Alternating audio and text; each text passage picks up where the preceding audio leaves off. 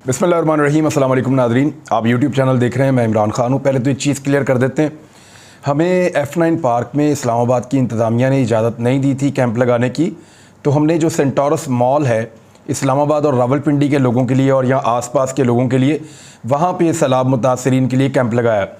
हफ्ते की रात यानी कल रात को हम लोग वहाँ पे मौजूद रहे और बहुत बड़ी तादाद में इस्लामाबाद के रावलपिंडी आसपास के शहरी आए और उन्होंने सैलाब मुतासरीन के लिए मदद की है। आज हमारा कैंप दोबारा कंटिन्यू रहेगा और मैं असर के बाद से लेकर यानी 5 बजे से लेकर रात गए तक कैंप के ऊपर खुद ड्यूटी करूंगा। बाकी मेरे साथ और भी बहुत सारे सहाफ़ी दोस्त मौजूद रहेंगे, तो आप सैलाब मुतासरीन की मदद के लिए आ सकते हैं।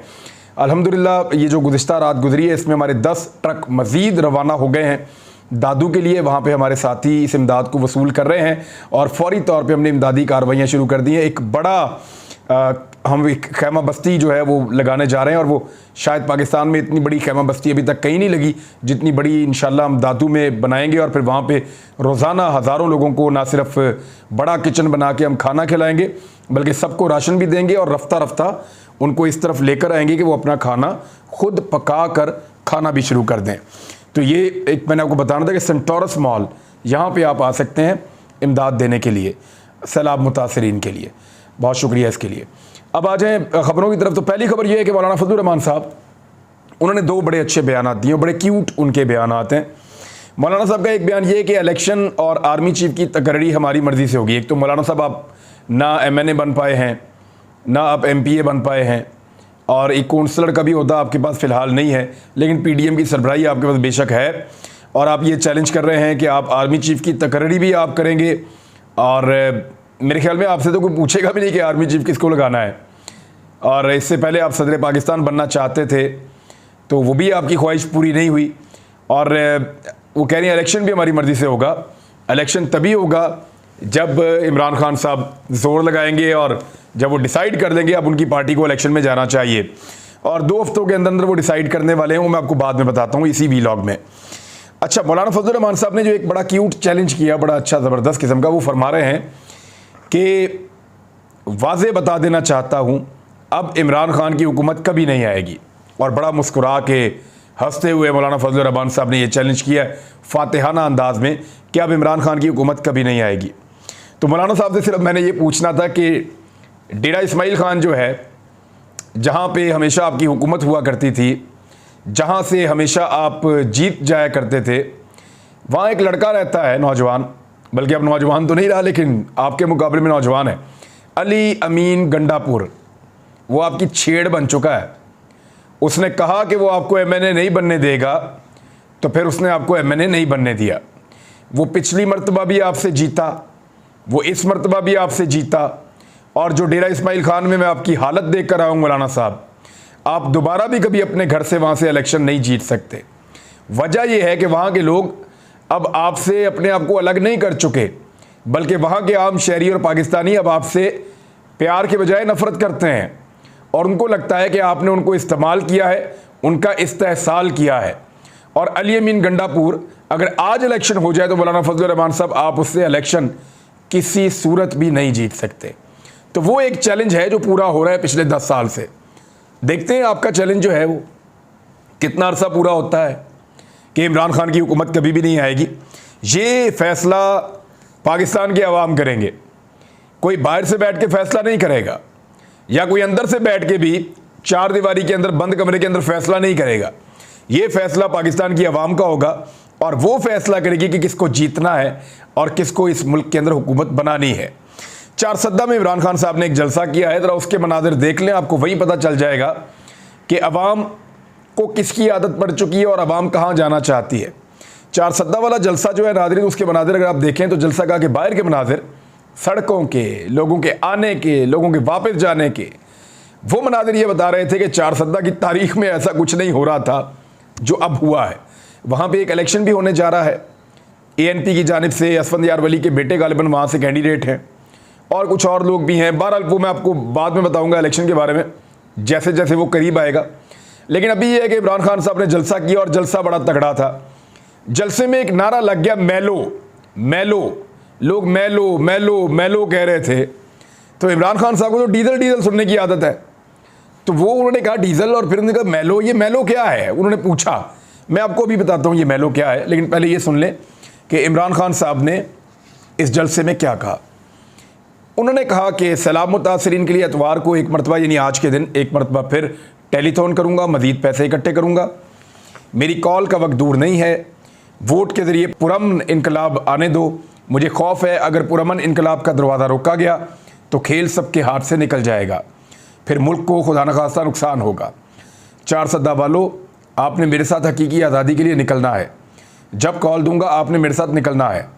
हमें ला इलाहा इल्लल्लाह मुहम्मद रसूलुल्लाह के मतलब को समझना होगा। हमें अपने नबी सल्लल्लाहु अलैहि वसल्लम की सीरत के मुताबिक चलना होगा। हमने किसी सुपर पावर के सामने गुलामी नहीं करनी। हम किसी के खौफ में आकर उनकी जंग में शिरकत नहीं करेंगे। अमेरिका की जंग में शिरकत करके 80,000 पाकिस्तानियों की कुर्बानी दी है। मुल्क की फॉरेन पॉलिसी को आज़ाद बनाना है। नबी अकरम सल्लल्लाहु अलैहि वसल्लम की सुन्नत पर चलने वाले खौफ का बुत तोड़ देते हैं। जो खौफ के बुत पर काबू ना पाए वो बड़ा इंसान नहीं बन सकता। हमारे नबी सल्लल्लाहु अलैहि वसल्लम ने पहले मुसलमानों में खौफ और लालच का बुत तोड़ा था। मैं सियासत चमकाने के लिए मदीना की रियासत की बात नहीं करता। फजल रहमान को पैसा दो, कोई भी फतवा दिलवा लो। इम्पोर्टेड हुकूमत एक साजिश के तहत कौम पर मुसल्लत की गई। अंदरूनी और बाहर से अमरीकी साजिश हुई। अब ये जो बहुत सारे दानिश्वर, बहुत सारे फ्रॉड का माल, जो सारे ये कह रहे थे ना कि इमरान खान ने अब अमेरिका के ऊपर भी कोई बात नहीं करनी और कोई अंदरूनी साजिश के ऊपर भी बात नहीं करनी, और अब वो रजीम चेंज पे ज़ुबानबंदी हो गई है, इमरान खान साहब की कोई डील हो रही है। वो ज़रा ये जुमले गौर से सुन लें। उन्होंने साफ कहा है कि पाकिस्तान के अंदर और बाहर से अमरीकी साजिश हुई।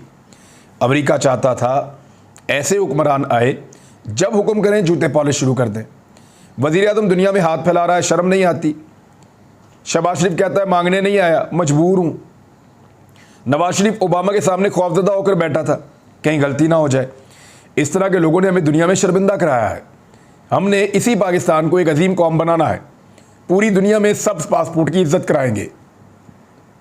बिलावल भुट्टो ने काम पे टांगने वाला मार्च किया, फजल रहमान ने महंगाई मार्च किए। वैसे ये तो मरियम ने और हमजा ने भी किया था। जब चोरों ने हुकूमत गिराई तो मेरे या किसी वजीर के खिलाफ कोई करप्शन केस नहीं था। उन्होंने इक़्तिदार में आकर चोरी किया गया 1100 अरब माफ़ करा लिया। शहबाज शरीफ, हमजा शहबाज को 16 अरब के केस में सज़ा होना थी। केस के 4 गवाहान हार्ट अटैक से मर गए। जब इन्वेस्टिगेशन होगी तो पता चलेगा कि इन्हें मरवाया गया। अदम एतमाद के दौरान डॉलर 178 और आज 236 रुपये पर चला गया है। पाकिस्तान का रुपया 30% गिर गया है। चोरों की बैरून मुल्क दौलत में 30% इजाफा हुआ है। हमारी हुकूमत में आलमी मंडी में तेल 103 डॉलर का था, आज 93 डॉलर से भी कम है। हमारे दौर में पेट्रोल 150 और आज 236 का है। हमारे दौर में डीजल फजल रहमान 145 और आज 250 रुपये फ़ी लीटर है। आलमी मंडी में पेट्रोल की कीमत कम जबकि पाकिस्तान में ज़्यादा है। हमारे दौर में बिजली फ़ी यूनिट 16 रुपये थी, आज 3 गुना बढ़ गई है। उन्होंने महंगाई के सारे रिकॉर्ड तोड़ दिए हैं। किसानों के बिजली के बिल ज़्यादा हो गए हैं। किसानों के मुजाहरे की पूरी हिमायत करता हूँ। IMF वर्ल्ड बैंक कह रहा है कि हुकूमत मईशत को नहीं संभाल सकती, मुल्क की इंडस्ट्रीज बंद, बेरोज़गारी बढ़ रही है। IMF वर्ल्ड बैंक कह रहा है मुल्क में इंतशार होने वाला है। इम्पोर्टेड हुकूमत और उनके पीछे खड़े होने वालों को पैगाम देता हूँ, सुन लें। इम्पोर्टेड हुकूमत और उनके पीछे खड़े होने वालों को, समझ आ रही ना आपको, पैगाम देता हूँ, सुन लें। जो जिम्मेदार है कौम और उन्हें अल्लाह माफ़ नहीं करेगा। 50 रुपये मिलने वाला आटा 100 रुपये तक चला गया। खान साहब को कोई अपडेट कर दे, आटा अब 130 और 125 रुपये तक भी चला गया है। आज कौम पूछ रही है किसने साजिश की और कौन मुल्क को नीचे लेकर आया। इम्पोर्टेड हुकूमत हर हरबा हमारे खिलाफ इस्तेमाल कर रही है। इम्पोर्टेड हुकूमत और हमायत करने वालों को पैगाम है, जो मर्ज़ी कर लें, ये मैच अब आप जीत नहीं सकते। तो वो कौन है जो इम्पोर्टेड हुकूमत की हमायत कर रहा है? ये खान साहब ने उसके लिए बात की है। जितनी देर इलेक्शन नहीं कराएंगे मईशत उतना ही नीचे जाएगी। सिंध में जरदारी बैठा है, कोई भी पैसे देने को तैयार नहीं।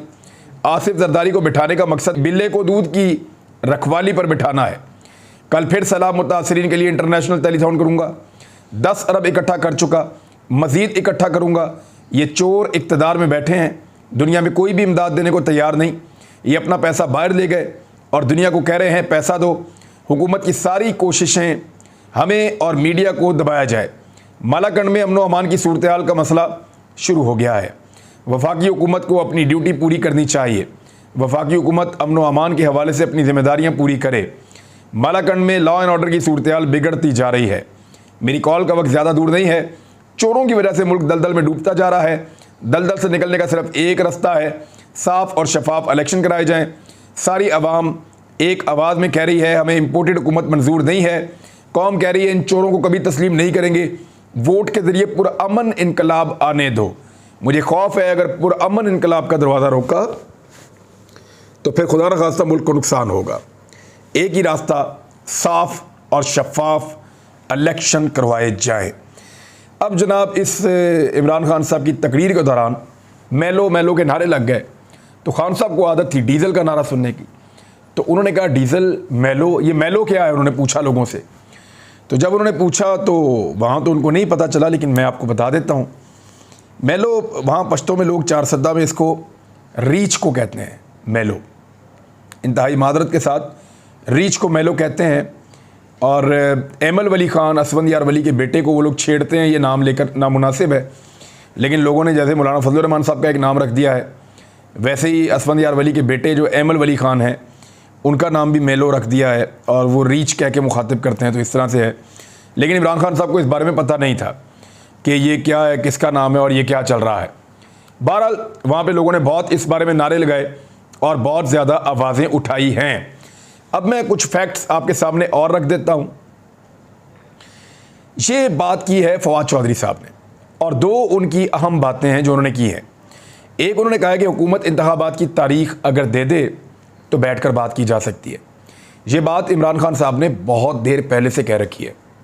वो ये कहते हैं कि इंतखाबात की मुझे तारीख दो, फिर बैठकर बात करो कि निगरान हुकूमत कैसे बनानी है, फिर बैठकर बात करो कि मामलात को कैसे चलाना है, फिर बैठ के बात करो कि बाकी इदारों का, बाकी सारे सेटअप का, इलेक्शन के ऊपर रिफॉर्म्स करनी है या कोई बात अगर मईशत के ऊपर करनी है या अगर आर्मी के किरदार के ऊपर, जो सियासी किरदार आर्मी का होता है, उसके ऊपर करनी है। तो सारी बातें करने को मैं तैयार हूँ, लेकिन पहले इंतखाबात की तारीख थे। NRO 2 तो इन्होंने अपना मुकम्मल कर ही लिया है। इमरान खान साहब ने पहले शर्त रखी थी कि NRO नहीं दूंगा। बहरहाल अब फवाद चौधरी ने कहा कि 2 हफ्तों में हतमी कॉल दी जाएगी लॉन्ग मार्च की, यानी इसी महीने के अंदर इमरान खान साहब कॉल देंगे लॉन्ग मार्च के लिए। लेकिन हतमी कॉल से कबल महंगाई के खिलाफ एहतजाज होगा, ये फवाद चौधरी साहब ने कहा है। और PTI ने अब तैयारी कर ली है कि वो महंगाई के खिलाफ एहतजाज करेंगे। और इमरान खान साहब आजकल अपने जलसों में ये जो आवाम का एक हकीकी इशू है महंगाई का, उसको बहुत ज़्यादा हाईलाइट कर रहे हैं और इन चीज़ों को पब्लिक के सामने लेकर आ रहे हैं, लगातार लेकर आ रहे हैं। कुछ टिकटॉकर से बड़ा अजीबोगरीब काम करवा दिया था इम्पोर्टेड हुकूमत ने। लोग कहते हैं ये फ़ाद हुसैन का आइडिया था, लेकिन बहुत ही फ़र्क किस्म का आइडिया था। और वो जो टिकटॉकर से वो बेचारे वीडियोस डिलीट कर रहे हैं, सफाइयाँ पेश कर रहे हैं और उनकी सफाइयाँ लोग मान नहीं रहे। दूसरी जानिब को टिकटॉकर ये कह रहे हैं कि हमारे साथ भी रब्ता किया गया था और 50,000 रुपये देने का वादा किया गया था कि आप एक वीडियो कर लें, आपको 50,000 रुपये मिलेगा। आपने कहना ये है कि शहबाज शरीफ साहब की जो मीटिंग हुई है वो बड़ी कामयाब हुई है और बड़े ज़बरदस्त उनका दौरा चल रहा है। इस बारे में वो एक स्क्रिप्ट आपको मिल जाएगा, आप वो बोल दीजिएगा। तो अब कुछ टिकटॉकर ये क्लेम कर रहे हैं, उनका दावा है, जिनके मिलियंस के अंदर फॉलोअर्स हैं, वो ये कह रहे हैं कि हमने इनकार कर दिया था और हमने कहा था कि हम झूठ नहीं बोल सकते और इस तरह की चीज़ें हम नहीं करेंगे, ये आप प्रोपेगेंडा कर रहे हैं। तो अब जिन लोगों ने ये किया था पैसे की लालच में, कुछ इतलात के मुताबिक उनको शायद पैसे मिले भी नहीं और वो वीडियोस डिलीट कर रहे हैं। कुछ इतलात के मुताबिक वो जो है वो अब माफ़ी तलाफ़ी भी करवाना चाहते हैं क्योंकि उनके अपने फॉलोअर्स बड़े मुतासिर हुए हैं। और पाकिस्तान के अंदर आपको पता है इस इम्पोर्टेड हुकूमत को जो भी सपोर्ट करता है उसकी बैंड बज जाती है, पाकिस्तान की आवाम उसको नहीं छोड़ती। अब आ जाए 2 ऐसी चीज़ें हैं जो मैं आपको बताना चाहता हूँ और उसकी तरफ हमें तवज्जो करनी होगी पाकिस्तान को बहुत ज़्यादा। एक ये कि सैलाब के बाद पाकिस्तान में बीमारियों और अमवात का ख़तरा बहुत ज़्यादा बढ़ गया है। अक़वाम मुत्तहिदा ने इस हवाले से ख़बरदार कर दिया है और उन्होंने कहा कि WHO $10 मिलियन के बाद इमदाद के लिए नई अपील जारी करेगा और लोगों की ज़िंदगियां बचानी हैं। और जो इसमें ज़्यादा ख़तरनाक बात है, दूसरी खबर वो ये है कि अक़वाम मुत्तहिदा के बच्चों की बहबूद का एक आलमी इदारा है, उसका नाम है यूनिसेफ। तो यूनिसेफ के मुताबिक 34 लाख सैलाब ज़दगान के जो बच्चे हैं वो फौरी इमदाद के मुंतज़िर हैं। बच्चों को भूख के साथ साथ बीमारियों ने घेर लिया है। देखिए, जब आप भूखे होते हैं तो आपके ऊपर बीमारी भी ज़्यादा इफ़ेक्ट करती है। तो आप खाना खाते हैं, आपके अंदर एनर्जी होती है, तो आपकी क़ुव्वत मुदाफ़ियत भी बढ़ती है। मैंने वहाँ जितने सैलाबज़दा इलाकों में मरीज़ों को देखा तो मुझे उनके अंदर ग़िज़ाई किल्लत भी नज़र आ रही थी, और ग़िज़ाई किल्लत की वजह से लोग जल्दी बीमारियों का शिकार हो जाते हैं। लिहाजा खुराक के साथ साथ उनको अद्वियात की ज़रूरत है, उनको डॉक्टर्स की भी ज़रूरत है। हम अपने तौर पे इसके लिए कोशिश कर रहे हैं।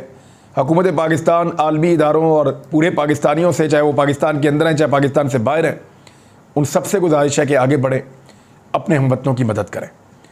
अब तक के लिए इतने, अपना ख्याल रखिएगा, अपने इस चैनल का भी। अल्लाह हाफ़िज़।